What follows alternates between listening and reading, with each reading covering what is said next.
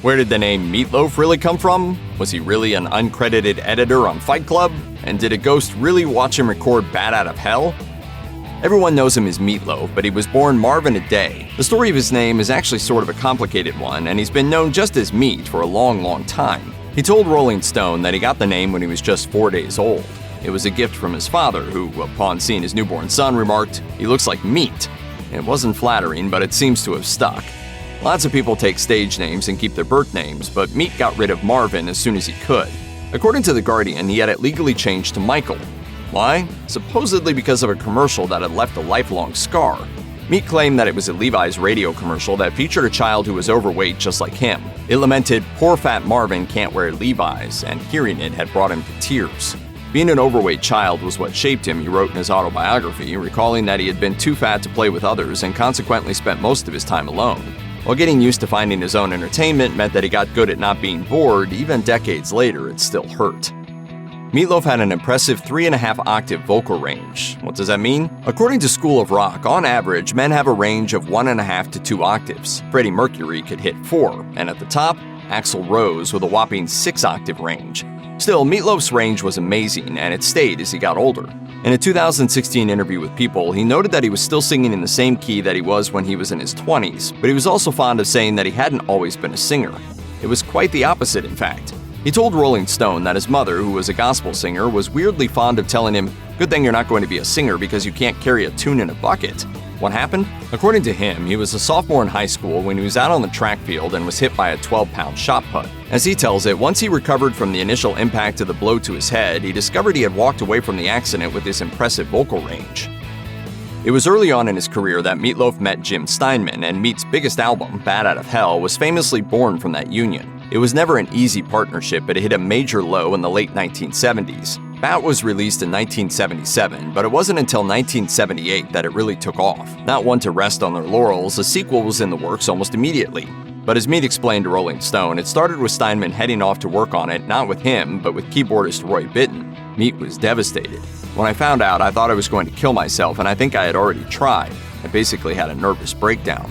And that included a complete loss of his voice.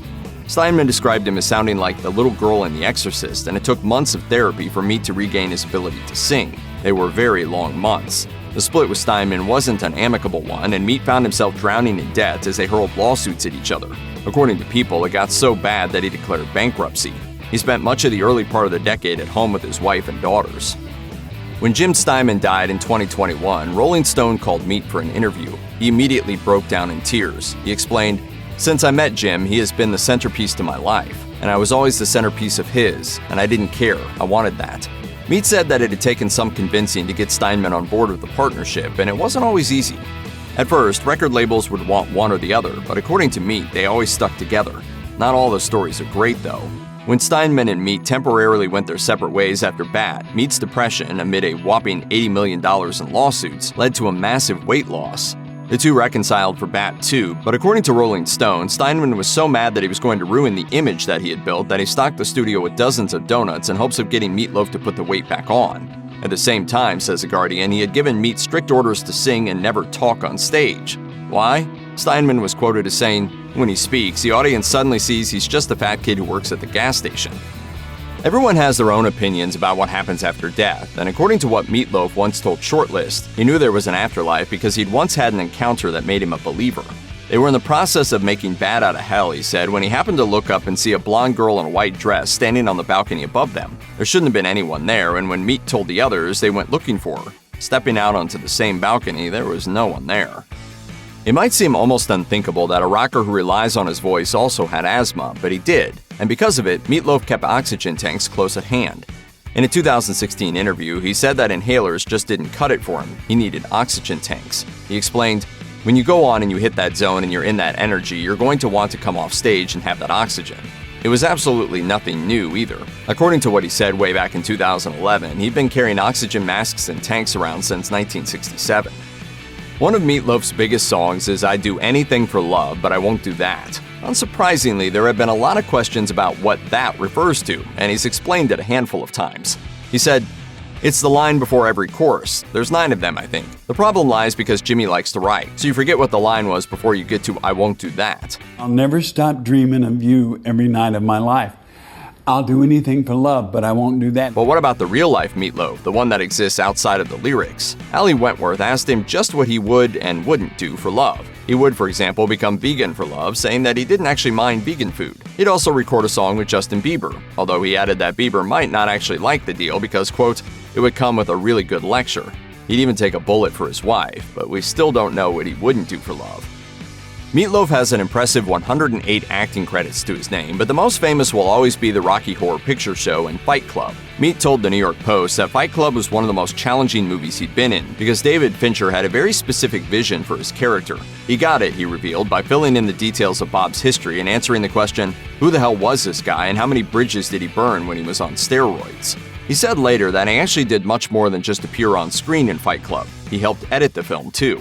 According to Variety, Meat said that Fincher often called him into his trailer while he was editing and asked him to help pick which takes would make it into the final cut. Once he piped up with an opinion, Meat said, Fincher asked him to do it again and again.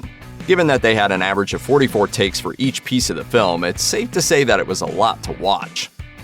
When Meat Loaf was just getting started, he got offered a huge opportunity. According to The Guardian, he had been doing Shakespeare in the Park when he was offered $60,000 a year for 5 years of training as an opera singer, followed by a gig at the Met. He turned it down because, as he said, there's no improv, there's no freedom, there's no, soaring. You can't go off in the clouds and just escape, so I couldn't do that. There's a little more to it, too. Meat Loaf has explained that he could only sing as a character. He explained, because I don't sing. It's almost like being schizophrenic. I don't sing, the character sings, and if I'm not in touch with my characters on any given night, sort of like channeling, I can't sing. Getting in touch with those characters meant an extensive pre-concert set of rituals he'd go through, and he spoke a bit about who some of those characters were. He told Rolling Stone that the person actually singing anything for love was a 15-year-old boy, and it was the same person that came back to sing on Bat 2 16 years later. And in Hang Cool Teddy Bear, he's actually a soldier named Patrick. He told the Scotsman, I gotta sing it, but not as myself. That's why I had to become Patrick. While it might be impossible to envision Meat Loaf-free music, it almost didn't happen. According to what he told Rolling Stone, he never had any intentions of making a living with his voice.